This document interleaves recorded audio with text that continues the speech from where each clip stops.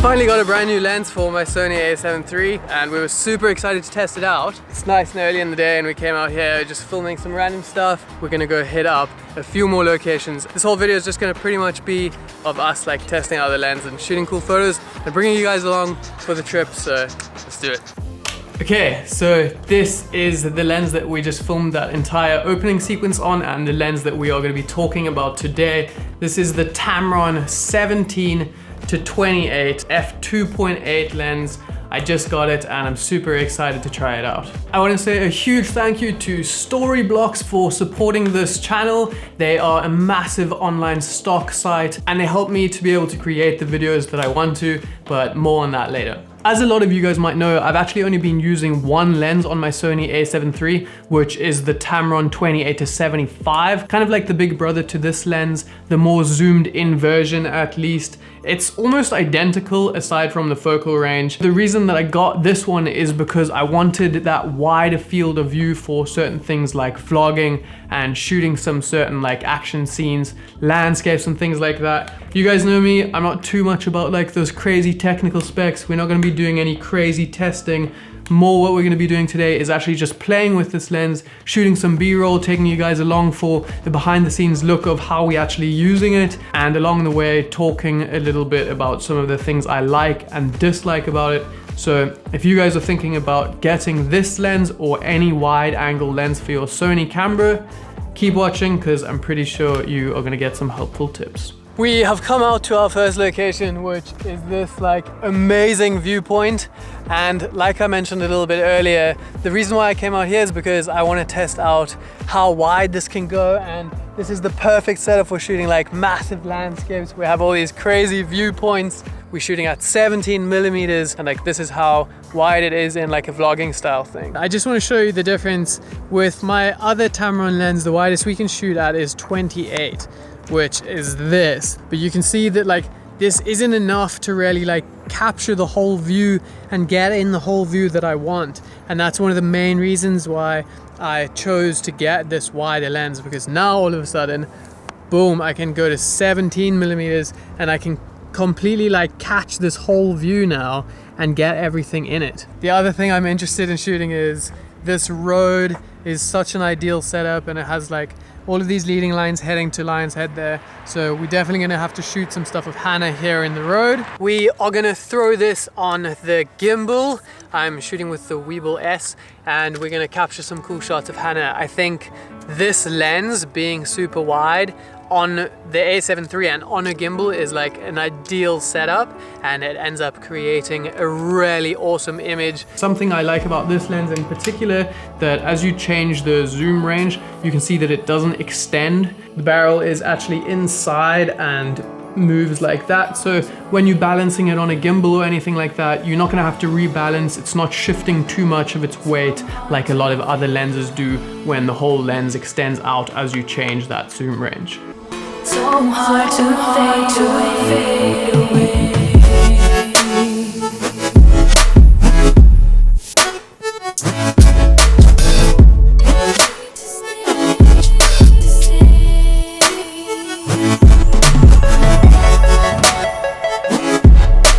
Another thing that I really like about the Tamron lens, and a big selling point for it, is that it has a fixed f2.8 aperture, which means that it's pretty good in low light, and even once you're getting those like pretty wide shots, you can still manage to get a bit of a shallow depth of field because of that really low f-stop, and you can get that nice blurry background and it creates a beautiful look when you have a wide shot still with a bit of blurred out background. It's one of my favorite looks and this lens does it really well. If you guys wanted to get anything that could compete with that, you guys are going to be looking at the Sony G Master 16-35 f2.8, which is more than double the price of this lens. It comes in at like $2,400 or something like that. I can't remember the exact number, but I'll put it down here on the screen, and that just is not worth it for me. So that was a huge selling point for this lens. That f2.8 the whole way through the zoom range is super dope, so that's nice to have.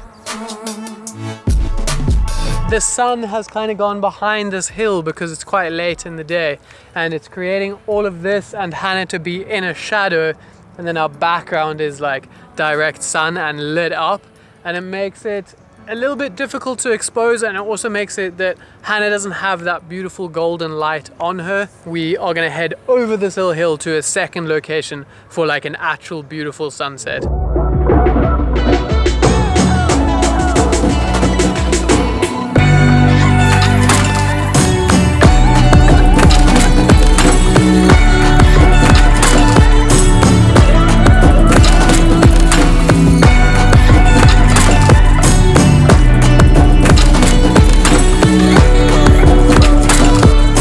On the other side of that hill now, so we're still getting all of the beautiful sun. The sun hasn't dipped yet. I think one of the main worries that people have when they're looking at this lens is that it doesn't have image stabilization, but in my opinion, because of how wide this lens is, it's quite easy to still get like really smooth and stable shots. On wide lenses, it makes it way easier to avoid getting a lot of that like handshake. And the other thing is that if you're going to be shooting with this lens on something like the A7 III, which I am, it has in-body image stabilization, which helps a lot and takes away all of that micro jitter. If you guys are going to be using this lens on a camera that doesn't have in-body image stabilization, then it might not necessarily be the best option for you. But for me personally, my A7 III has IBIS and I don't really have to worry about that. I'm gonna get a little handheld shot right here of Hannah walking down this little thing. I'm gonna do one where I'm not taking any steps, and then I'm gonna do another one where I'm even walking and shooting a handheld. Just before I show you guys the stabilization test that I actually did with this lens, I wanna take a second to talk about Storyblocks. Storyblocks is a massive online stock footage, sound effects, and motion graphics websites. And just wait, before you guys skip ahead, you know those drone shots that I showed earlier on in this video of the beautiful landscape where we were shooting with this lens? Yeah, well, I didn't even film those drone shots. I got them off of Storyblocks. Their stock footage libraries are so massive that I could even get footage of the exact area that I was in and filming, and even more so, I could even get it at the right time of day, matching the light to the time that I was actually there. And if you guys are asking yourself, maybe I got this stock footage first and went to that area to match it up, I didn't even check. I went and filmed in that area, came back and checked on Storyblocks, and they had so many different drone shots of that exact area for me to choose from and insert them. I just didn't have time to fly my drone. Maybe a lot of you guys don't even have a drone, and if you're ever looking for stock footage to take your videos to the next level and just up that quality and production value, Storyblocks has got your back. When you sign up for Storyblocks, you pay a small monthly fee and get unlimited downloads, like infinite, as many downloads as you can possibly have for just that one monthly fee. If you haven't already, head over to storyblocks.com and sign up today. I will also leave a link to it down in the description. I think it is an amazing tool that all content creators can benefit from.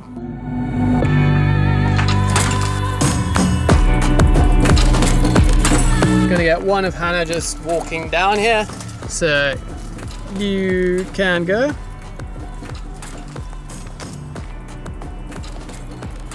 Let's do one more where I'm actually walking and see how much of that shake and my steps you guys are picking up in this lens. I'm gonna do my best to keep it like nice and stable and walk really softly, but let's see, you'll probably still get a lot of shake.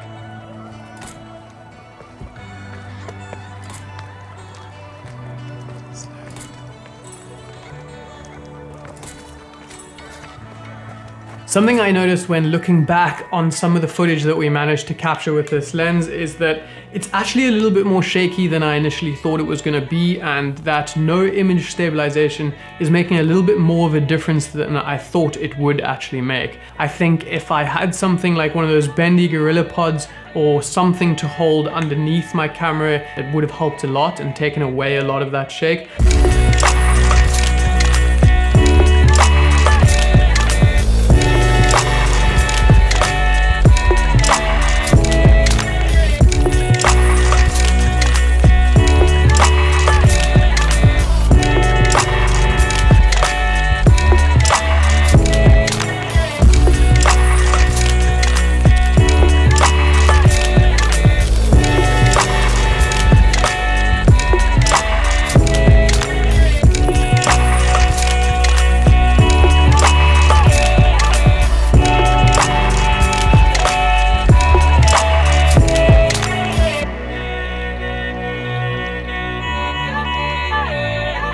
I think at the end of the day, guys, if you guys are looking for a wide angle lens for your Sony cameras and you don't have an infinite budget, this is the lens to go with. This is the lens that I spent my own money on after doing a whole bunch of research on my different options. Remember to go check out Storyblocks. Their link is down below. They truly are an amazing website and something that all content creators really can benefit from. If you guys enjoyed this video, hit like. If you want to see more, hit subscribe, and I will see you guys in next week's video. Peace.